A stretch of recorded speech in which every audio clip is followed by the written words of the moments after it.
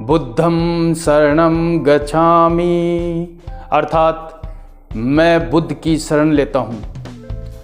संघं शरणं गच्छामि अर्थात मैं संघ की शरण लेता हूँ। धम्मं शरणं गच्छामि अर्थात मैं धर्म की शरण लेता हूँ। ऐस धम्मो सनातनो अर्थात यही है सनातन धर्म। ये जो अभी मैंने बोले थे ये महात्मा बुद्ध के त्रिशरण थे। जय हिंद दोस्तों, मैं देवेंद्र सिंह राठौड़ और आप देख रहे हो हमारा YouTube channel physical coach Devendra Rathore. और जैसा कि आप सभी को पता है आज है मंगलवार और हर मंगलवार को मैं लेकर आता हूं आप सभी के लिए एक शॉर्ट मोटिवेशन स्टोरी। तो चलते हैं स्टोरी की तरफ। इससे पहले लॉकडाउन का ये 3 फेज चल रहा है और इसमें काफ़ी कुछ रियायतें ढील दी गई है, जिसके अंदर आप सभी को थोड़ा बहुत बाहर निकलने की छूट भी दी गई है। इसका मतलब ये नहीं है कि हम कोरोना मुक्त हो गए हैं। दोस्तों अभी भी आप सुरक्षित रहिए, घर में रहिए और साथ ही एक आरोग्य सेतु ऐप है गवर्नमेंट का, उसे आप अपने मोबाइल में इंस्टॉल कीजिए और उसके इंस्ट्रक्शंस पढ़िए। तो मैं आशा करता हूँ आप घर में होंगे, सुरक्षित होंगे।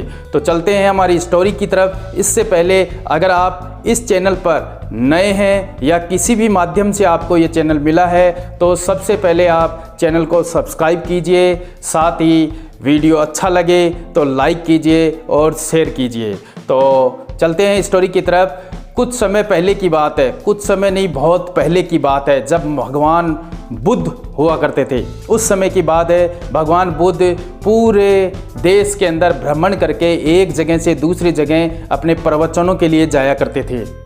एक समय वो अपने शिष्यों के साथ भ्रमण कर रहे थे और जा रहे थे। जब वो एक जंगल से गुजर रहे थे, जंगल से गुजरते गुजरते जब वो निकल रहे थे तो उनके शिष्य कह रहे थे कि गुरुदेव भगवान बहुत थकान हो गई है और अभी कुछ आराम कर लेते हैं। इस पर भगवान बोलते हैं, महात्मा बुद्ध बोलते हैं कि वत्स अगर ज़्यादा थकान नहीं है तो हम आगे इस जंगल के आगे एक गाँव है, उस गाँव में चलते हैं, वहाँ चल कर के विश्राम करेंगे।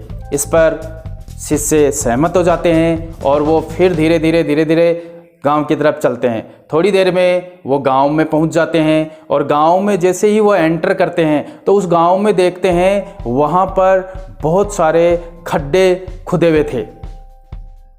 जब वो अंदर प्रवेश करते हैं तो 3-4 खड्डे दिखते हैं। उसके बाद फिर थोड़ी आगे जाते हैं तो उन्हें और खड्डे दिखाई देते हैं। इस पर और आगे निकलते हैं तो और भी गड्ढे किए हुए नज़र आते हैं, काफ़ी गहरे गड्ढे थे। तो इसमें उनके जो शिष्य थे उनसे रहा नहीं गया और उन्होंने गुरु से, जो भगवान बुद्ध से, उनसे पूछा गुरुदेव आपसे एक क्वेश्चन कर सकता हूँ? इस पर गुरुदेव ने कहा, भगवान बुद्ध ने कहा क्यों नहीं, ज़रूर पूछिए। तो इस पर शिष्य ने कहा गुरुदेव जब हम इस गांव में प्रवेश किया है तो हमने वहाँ से देखा है और हम काफ़ी दूर तक चले आए हैं, जब तक हमने देखा है कि इसके अंदर काफ़ी गहरे गड्ढे खुदे हुए हैं। ये किस कारण से खुदे हैं, क्यों खोद रखे हैं यहाँ? भगवान बुद्ध ने उन गड्ढों की तरफ देखा और कुछ देर विचार किया, सोच विचार किए।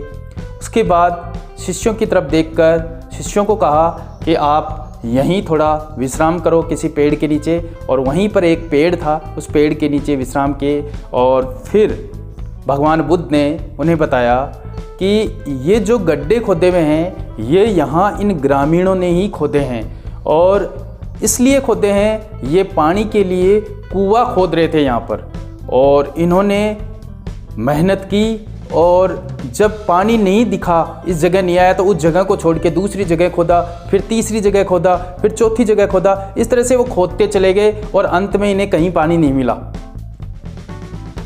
तो वो शिष्य हैरान रह गए और शिष्यों ने कहा क्यों भगवान, ऐसा क्यों, इतनी जगह क्यों खोदा इन्होंने और यहाँ पानी क्यों नहीं है? इस पर भगवान बुद्ध ने कहा कि इन्होंने जो गड्ढा खोदना शुरू किया उसके बाद इन्होंने अपनी एकाग्रता और पूरा प्रयास नहीं लगाया। कुछ मेहनत की और थक गए, उसके बाद उसे छोड़ करके हार मान करके इन्होंने ये सोच लिया कि यहाँ पानी नहीं है और इन्होंने दूसरी जगह खोदना शुरू कर दिया। वहाँ पर भी इन्होंने एक हद तक मेहनत लगाई, उसके बाद में उस पर भी हार मान करके दूसरी तरफ चले गए। अगर ये लोग मिल करके और एक ही जगह एक साथ पूरा प्रयास करते, पूरी ताकत लगा करके एक ही जगह गड्ढे को पूरे को खोदते जाते अंदर, तो इन्हें सफलता मिल जाती। इन्हें असफलता ही हाथ लगते गई, क्योंकि ये अपना पूरा एफर्ट्स नहीं लगा रहे थे, वो अपना पूरा साथ नहीं दे रहे थे, इसलिए हुआ। तो दोस्तों, सेम यही कंडीशन हमारे साथ भी होती है। जब हम कोई टारगेट या कोई मिशन या कुछ हमारे सामने कोई प्रतियोगिता परीक्षा या कुछ भी होता है, तो हम सोच विचार तो बहुत कर लेते हैं और सोच लेते हैं कि अब की बार मैं ऐसे करूँगा, वैसे करूँगा, ये करूँगा, मेहनत करूँगा, और मेहनत भी करते हैं। लेकिन हम मेहनत एक लिमिट तक ही करते हैं, पूरी नहीं करते। हम जब तक हमारी सफलता, यानी हमें लगता है कि मैं एक बार पुलिस कांस्टेबल की तैयारी करता हूं और उसके लिए पढ़ाई करता हूं और फिर उसमें नहीं होता है और मैं उसे छोड़ करके फिर पटवार के लिए लग जाता हूं।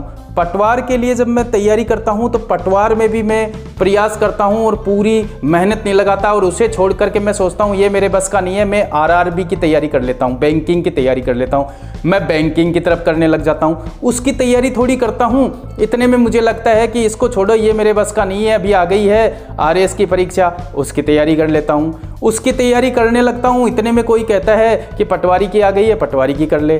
तो इस तरीके से, जिस तरीके से भगवान बुद्ध ने बताया था, उस गांव के अंदर उन ग्रामीणों ने जो खड्डे, बहुत से खड्डे कर दिए थे, उसी तरीके से हमारे साथ भी यही हाल है। अगर हम किसी एक प्रतियोगिता परीक्षा को ले लें और उसके पीछे पूरी जान से लग जाएं, पूरे परिश्रम से लग जाएं, तो हमें सफलता अवश्य मिलेगी दोस्तों, अवश्य मिलेगी।